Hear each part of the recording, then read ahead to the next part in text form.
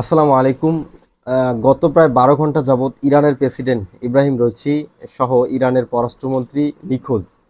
এটি নিয়ে কিন্তু বিশ্ব মিডিয়াগুলো তোলপাড়। আসলে কি ঘটছে এবং কি ঘটতে চলছে। ইরানের প্রেসিডেন্ট যে তার যে একটা বিমান বা হেলিকপ্টার দুর্ঘটনা হলো, এটার মধ্যে কি ইসরায়েলের হাত আছে?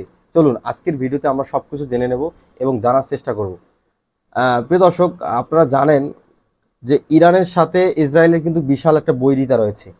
প্লাস ইরানের যে অনেকগুলো বাহিনীর প্রধান, যাদেরকে ইসরায়েল কিন্তু বিভিন্ন কৌশলে ড্রোন হামলা বা ইত্যাদি হামলার মাধ্যমে কিন্তু তাদেরকে মৃত্যুবরণ বা এরকম মেরে ফেলছে। তো আজকের গতকালের যে ঘটনাটা সেটি দেখেন যে একই বিমানের হেলিকপ্টারের মধ্যে ইরানের প্রেসিডেন্ট, ইরানের পররাষ্ট্রমন্ত্রী এবং ইরানের যে সর্বোচ্চ নেতা আয়াতুল্লাহ খমেনির ছেলে, যত সম্ভব মানে তার একজন প্রতিনিধি, তার নামও এরকম আয়াতুল্লাহ কি জানি খমেনি, আমার নামটা মনে আসতেছে না। তো এই যে একদম একটা ইরানের সর্বোচ্চ পর্যায়ে যে তিনজন নেতা বড় বড় ছিল এখানে, এবং তার পাশাপাশি কিন্তু আরো দু একজন ছিল ওই হেলিকপ্টারটির মধ্যে।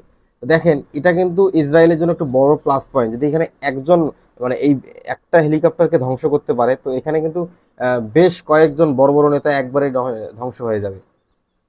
আমরা এটা চাচ্ছি না, আল্লাহ তাদেরকে মাফ করুক, তাদেরকে বেঁচে রাখুক, আমরা এটাই চাই। বাট এটা একটা আমাদের ধারণা, এবং এটা অনেক গবেষকের কিন্তু এটি ধারণা যে এখানে ইসরায়েলের হাত থেকে থাকতে পারে। তো কেন থাকতে পারে? আপনারা দেখেন যে ইসরায়েল কিন্তু অনেক ইন্টেলিজেন্ট তাদের সংস্থা রয়েছে ইসরায়েলের, যারা কিন্তু বিভিন্ন সময় বিভিন্ন দেশের সার্ভার হ্যাক থেকে শুরু করে তাদের বিভিন্ন রাডার সিগন্যাল হ্যাক করা, এবং এদের এদের কিন্তু অসংখ্য এরকম নজির আছে, যারা কিন্তু বিভিন্ন দেশের বিমানের রাডার সিগন্যাল হ্যাক করে তারা কিন্তু সেই বিমানকে ধ্বংস করে দিছে। তো এটা আমরা যেটা আরবের অনেক কিছু গণমাধ্যমে দেখলাম, অ্যারাবিক গণমাধ্যমগুলোতে তারা যেটা দেখাচ্ছে যে এই যে যে যে জায়গাটিতে ইরানের প্রেসিডেন্টের হেলিকপ্টারটি ধ্বংস হয়েছে, এই জায়গাটি কিন্তু একদম গহীন জঙ্গল, এবং এখানে যে পাহাড়গুলো রয়েছে, পাহাড়ের উঁচু নিচু ঢালু রয়েছে। আর এই জায়গাগুলো এরকম পর্যটন এলাকা না যে যেগুলোতে আসলে চলাফেরার জন্য পারফেক্ট রাস্তা রয়েছে।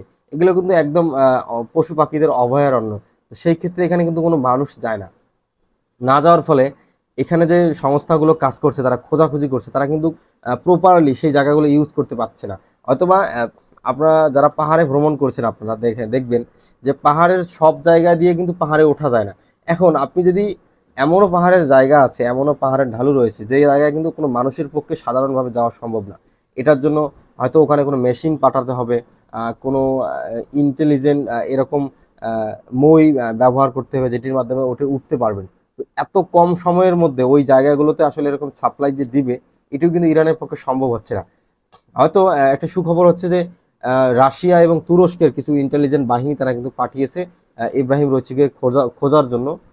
আশা করা যায় হয়তো খুব তাড়াতাড়ি একটা ফলাফল পাওয়া যাবে ইনশাল্লাহ। কিন্তু আমার যেটা ধারণা হচ্ছে, এবং আরও অনেক গবেষক কিন্তু এই ধারণাগুলো করছেন, যে এটি কিন্তু ইসরায়েলের হাত থাকতে পারে এবং ইসরায়েল রাডার সিগন্যাল নষ্ট করতে পারে।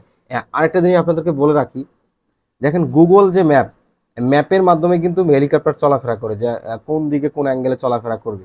তো সেই ক্ষেত্রে যদি ম্যাপটা নষ্ট করে দেওয়া যায়, হ্যাক করে দেওয়া যায়, অনেক সিস্টেম আছে যেগুলো আসলে ইন্টেলিজেন্ট এই আপনাদের আকাশপথে ব্যবহার করার জন্য আসলে ব্যবহার করা হয়।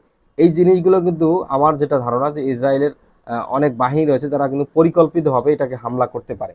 তো আহ, সামনে হয়তো 2-4-5 ঘন্টার মধ্যে আমরা রেজাল্ট পেয়ে যাব।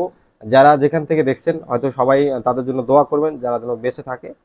এবং এর পরবর্তী আপডেট আসলে নিয়ে আসবো, যদি এর ভালো কোনো ফলাফল বা কোনো ফলাফল আসে। পরবর্তীতে নেক্সটে আবার আরও একটি ভিডিও পাবেন আপনারা। সেই পর্যন্ত সবাই ভালো থাকবেন, সুস্থ থাকবেন, এবং আমার এই ইউটিউব চ্যানেলটি রয়েছে রেজা360, এটি কিন্তু সাবস্ক্রাইব করে রাখতে পারেন। এরকম অনেক আকর্ষণীয় ভিডিও আপনাদের সামনে নিয়ে আসবো ইনশাআল্লাহ।